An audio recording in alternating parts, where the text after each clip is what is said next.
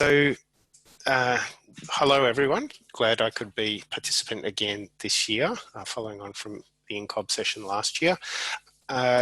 Recently concluded was a joint conference between the Bioinformatics Open Source Conference and the Galaxy Community Conference that was badged the Bioinformatics Community Conference 2020.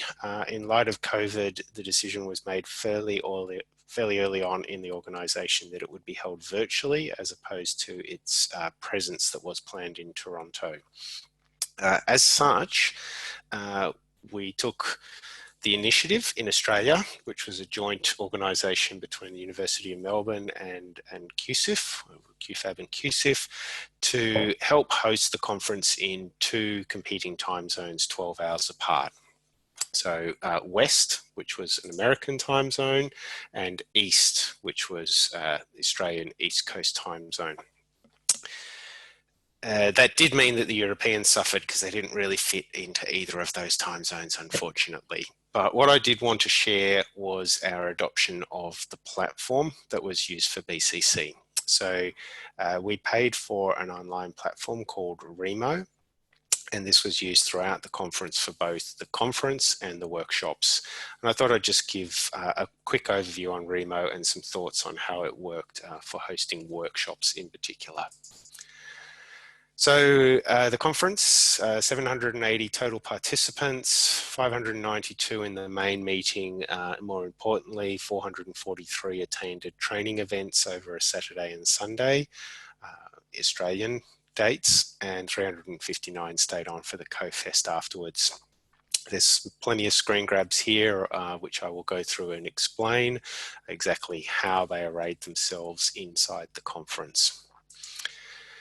Remo was chosen because it was a slightly immature platform at the time, but I think it's matured nicely to give a conference-like experience, and that was enabled through tables. So there were tables throughout a building. So there's a building with multiple floors that you access very much like an elevator by pressing a floor button.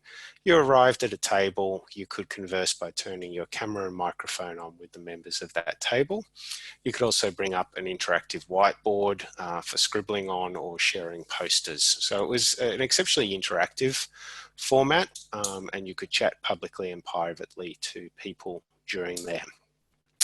I will show on a later slide, there were bridges / walkways to parallel events. So we could have a main conference building, a BOSC conference building, and a Galaxy conference building. And as indicated there, we used the whiteboards to host the posters. We were able to maintain a help desk, which was a floor. We were able to pre-upload help videos, which were fantastic to give some basic instruction, and I think would be really wonderful as an anchor for workshops going forward. And something that I think is increasingly relevant in any of these situations, we could pre-label and specify tables as sponsor tables, which could be manned by members of the sponsors and people who would land there for a chat with the sponsor. This is the main space, the 10-floor main building, and there were essentially bridges across to multiple floors or other buildings, and every floor was anchored with a help desk on the side, quick links to poster or the other buildings. So you essentially left a building. In each of those buildings, the main presentation was independent of the other buildings. So there could be a keynote in the Galaxy space, a keynote in the BOSC, etc., going on simultaneously. Presentation mode itself was pretty good.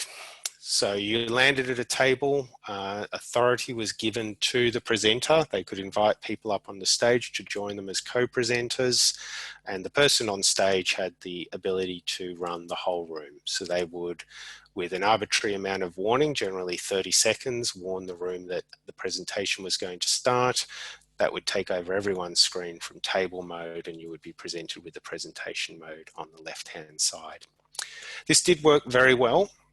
However, unfortunately, the main drawback, which I think will be iterated with their platform in the future, is there was always a full anchored box for the speaker. Regardless if their video was on, there was a box available to them, and this did shrink on the size of your screen your slides, because they proportionally shed space with your head space or your video, as opposed to Zoom now, where I've been able to drag the tiles, the thumbnails of everyone on this call off to my other screen. The Q&A did work exceptionally well. You could chat, you could ping individual participants in the meeting, and you could upvote questions, which was a particularly useful function to prioritize how to answer questions during a workshop or a presentation.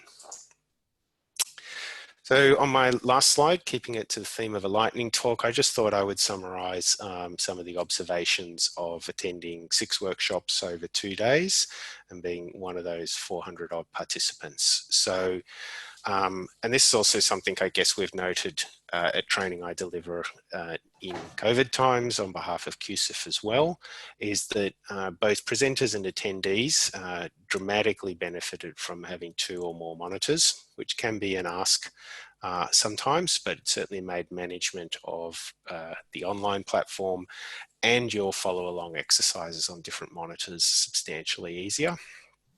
As already flagged, Remo did have issues with sizing its presentation, and that did make it slightly harder for some people to follow.